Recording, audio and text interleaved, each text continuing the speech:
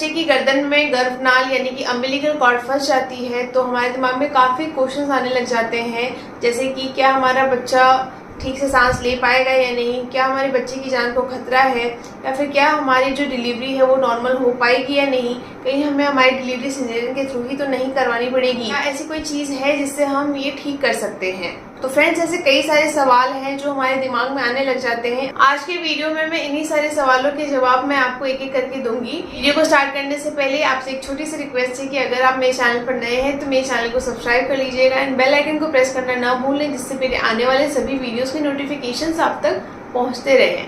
Hello friends, welcome back to my channel mother's life vlogs. सबसे पहले जान लेते हैं कि ऐसा होता क्यों है, क्यों बच्चे की गर्दन में गर्भनाल यानी कि अम्बिलिकल कॉर्ड फंस जाती है। इसके पीछे कोई खास रीजन नहीं होता है। हो सकता है कि आपकी जो अम्बिलिकल कॉर्ड हो वो काफी लंबी हो, मे बी बहुत ही ज्यादा एक्टिव हो, इस एक्टिवनेस की वजह से वो काफी ज्यादा मूवमेंट्स करता होगा। इस वजह से बच्चे की गर्दन में जो अम्बिलिकल कॉर्ड है वो लूप्स बना लेती है, चाहे 1 हो, 2 हो, 3 हो, यहाँ तक कि 7 लूप्स तक भी पाया गया है। अब इस केस में हमारे दिमाग में ये ख्याल आता है कि अगर हमारे रिपोर्ट में ऐसा आए कि हमारे बच्चे की गर्दन के अराउंड अम्बिलिकल कॉर्ड फंस गई है तो हमें उस केस में क्या करना चाहिए। सबसे पहला काम जो आपको करना है वो ये है कि आपको बिल्कुल भी घबराना नहीं है। फ्रेंड्स, लोगों के ऐसे बिलीव बने हुए हैं, ऑलरेडी ऐसी धारणाएं बनी हुई हैं कि अगर बच्चे की गर्भनाल बच्चे की गर्दन में फंस जाती है तो डिलीवरी में प्रॉब्लम आएगी, बच्चे की जान को खतरा है, हमारे को सिजेरियन ही करवाना पड़ेगा। ऐसी बहुत सारी बातें हैं जो लोग अपने आप से अज्यूम कर लेते हैं या फिर उन्हें दूसरे लोगों से सुनने को मिल जाती है। लोग तरह तरह के सलाह मशवरा देने लग जाते हैं, ऐसा होगा वैसा होगा, और इस वजह से हम लोग और भी पैनिक होने लग जाते हैं। तो आपको बिल्कुल भी पैनिक नहीं होना है। 7 लूप्स भी पाए गए हैं बच्चे की गर्दन में एंड तब भी नॉर्मल डिलीवरी हुई है। जस्ट आपको पॉजिटिव रहना है, आपको घबराना नहीं है और आपको अपने डॉक्टर पे भरोसा रखना है। बेबी के गर्दन के अराउंड अम्बिलिकल कॉर्ड फंस भी जाती है तो भी बेबी को खतरा नहीं है, क्योंकि नेचर ने अम्बिलिकल कॉर्ड के ऊपर एक लेयर बना रखी है जेली टाइप की, जिस वजह से उसमें एक फिसलेंसी होती है और वो बच्चे की गर्दन के अराउंड फंसने के बाद भी वो अपना काम प्रॉपर्ली करती रहती है, जैसे कि बच्चे तक न्यूट्रिएंट्स पहुंचाना, बच्चे तक ऑक्सीजन पहुंचाना, बच्चे तक ब्लड फ्लो पहुंचाना। इन सब में कोई भी प्रॉब्लम नहीं आती है। आपका बेबी पूरी तरह से सेफ है अनटिल एंड अनलेस की कोई और दूसरी प्रॉब्लम ना आ जाए, जैसे कि बेबी प्लेसेंटा से डिटैच ना हो जाए या फिर कोई भी ऐसी अदर प्रॉब्लम आ जाए। बट इस वजह से कि बच्चे की गर्दन में लूप फंसी हुई है तो बच्चा सेफ नहीं है, ये बिल्कुल गलत है। अगर ऐसा कुछ आपके साथ हो भी जाता है तो आपको ज्यादा कुछ करने की जरूरत नहीं है। ओनली आपके डॉक्टर को आपकी मॉनिटरिंग है वो ज्यादा करनी पड़ेगी, ज्यादा फ्रिक्वेंटली करनी पड़ेगी। जल्दी जल्दी वो आपको बुलाएंगे फॉर अल्ट्रासाउंड स्कैन्स हो सकता है नॉर्मल लोगों के कंपैरिजन में ज्यादा करेगा एंड वो टाइमली बच्चे की जो है वो FHR यानी कि फिडल हार्ट रेट है वो चेक करता रहेगा। बच्चे की हार्ट रेट जानने के लिए वो बार बार ECG करते रहेंगे। ECG जो होता है बच्चों का वो NST स्कैन के थ्रू होता है एंड साथ ही में इस स्कैन में बच्चे की जो मूवमेंट्स है वो भी डिटेक्ट की जाती है। तो अगर आपको NST स्कैन पे एक और वीडियो चाहिए तो कमेंट बॉक्स में लिख के बताइएगा, मैं NST स्कैन के ऊपर एक और वीडियो बना दूंगी, ये काफी इंपॉर्टेंट होता है।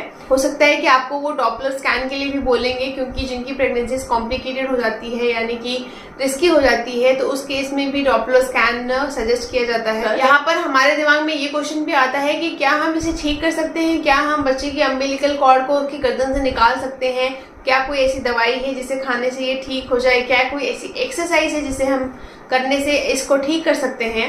तो फ्रेंड्स, इसका आंसर है बिल्कुल नो, अ बिग नो। आप कुछ भी नहीं कर सकती हैं, ऐसी कोई मेडिसिन नहीं है, कोई एक्सरसाइज नहीं है जिसको खाने से या करने से आप अपने बच्चे की जो गर्भनाल है उसकी गर्दन से निकाल पाएंगी। इसलिए जब आप कुछ कर ही नहीं सकती हैं तो घबराने का भी क्या ही फायदा है।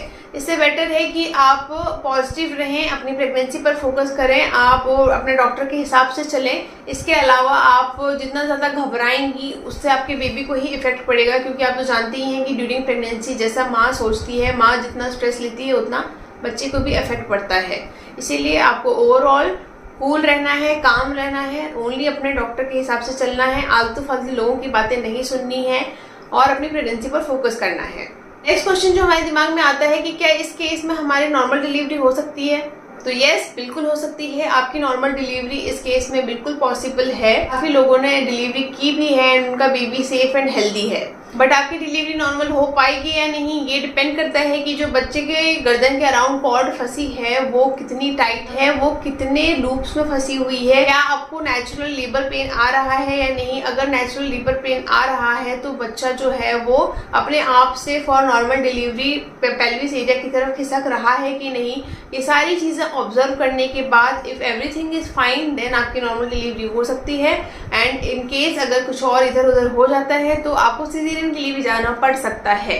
तो अगला सवाल हमारे दिमाग में ये आता है कि क्या हमें डिलीवरी सिजेरियन के थ्रू ही करवानी पड़ेगी। तो फ्रेंड्स, जैसा कि मैंने आपको बताया ये बिल्कुल भी गलत सोचना है। ऐसा नहीं है कि आपको डिलीवरी सिजेरियन के थ्रू ही करवानी पड़ेगी अगर आपके बच्चे की गर्दन में अम्बिलिकल कॉर्ड फंस जाती है तो, क्योंकि इसमें नॉर्मल डिलीवरी बिल्कुल पॉसिबल है। But in case there are other complications, अगर बच्चे की जो गर्दन के अराउंड जो लूप्स हैं वो काफ़ी टाइट हैं, बच्चे को प्रॉब्लम हो रही है पेल्विस एरिया में डिलीवरी के लिए खिसकने में, या फिर कोई और कॉम्प्लिकेशंस आते हैं जिस वजह से बच्चे को प्रॉब्लम हो रही है अंदर रखने में, हार्ट रेट ड्रॉप हो रही है, उसके मूवमेंट्स कम आ रहे हैं, तो ऐसे बहुत सारे केसेस बनते हैं जिस केस में हो सकता है कि आपके डॉक्टर को सिजेरियन के लिए जाना पड़ सकता है। बट देयर आर चांसेस कि आपकी नॉर्मल डिलीवरी भी हो सकती है। दोनों में से किसी भी बात की गारंटी नहीं है कि आपकी नॉर्मल डिलीवरी ही होगी या फिर सिजेरियन ही करनी पड़ेगी। इस केस में दोनों में से कुछ भी हो सकता है। It depends on your pregnancy complications, आपके जो लास्ट ट्राइमेस्टर में आपके बेबी के मूवमेंट्स कैसे होते हैं, आप कैसे रिएक्ट कर रही हैं, आपका बेबी कैसे रिएक्ट कर रहा है, ये सारी चीजें देखते हुए ही आपका डॉक्टर जो है आपको डिलीवरी के लिए सजेस्ट करेगा कि नॉर्मल करवानी है कि सिजेरियन करवानी है। आपको बस अपने डॉक्टर पर ट्रस्ट करना है एंड जैसा वो कहते हैं आपको उसी अकॉर्डिंगली आपकी डिलीवरी करवानी है। यहाँ पर ध्यान रखने वाली बात ये है कि आपको जो है आपके बेबी के मूवमेंट्स हैं वो प्रॉपरली मॉनिटर करते रहना है, बिल्कुल भी मिस नहीं होना चाहिए। अब बहुत लोगों को ये भी पता नहीं होता है कि बेबी के मूवमेंट्स को हम लोग कैसे नोट डाउन करते हैं। तो मैं आपको बता दूं कि जब भी आप ब्रेकफास्ट करती हैं, लंच करती हैं या फिर डिनर करती हैं, खाने के बाद 1 घंटे के अंदर आपके बेबी के मूवमेंट्स कितनी बार होते हैं, यानी कि वो कितने किक्स करते हैं, वो आपको नोट डाउन करना होता है। मिनिमम कम से कम 3 to 4 किक्स होना ही चाहिए एंड मैक्सिमम की तो कोई लिमिट ही नहीं है। जैसे आपकी ड्यू डेट पास आती है, आपके बेबी के मूवमेंट्स को काउंट करना बहुत ही जरूरी हो जाता है। अगर आपको जरा सा भी लगता है कि आपके बेबी के मूवमेंट्स में कमी आ रही है तो डायरेक्टली आप अपने जाके डॉक्टर को कांटेक्ट करें एंड अकॉर्डिंगली जो भी वो सजेस्ट करते हैं उस हिसाब से आपको स्टेप्स उठाने हैं। तो फ्रेंड्स, ये तो हो गए सारे सवालों के जवाब। इन केस अगर आपके बेबी के गर्दन के अराउंड अम्बिलिकल कॉर्ड या फिर गर्भनाल फंस जाती है तो आज की वीडियो में बस इतना ही। आई होप मैंने आपके सारे डाउट्स क्लियर कर दिए हों एंड आपके सारे क्वेश्चंस के आंसर्स भी आपको मिल गए हों। वीडियो अगर अच्छा लगा हो तो इसे लाइक एंड शेयर जरूर करें एंड चैनल को सब्सक्राइब करना ना भूलें। मिलते हैं मैं नेक्स्ट वीडियो में, तब तक के लिए आप अपना ध्यान रखें, अपनी प्रेगनेंसी को एंजॉय करें। सी यू फ्रेंड्स, टेक केयर।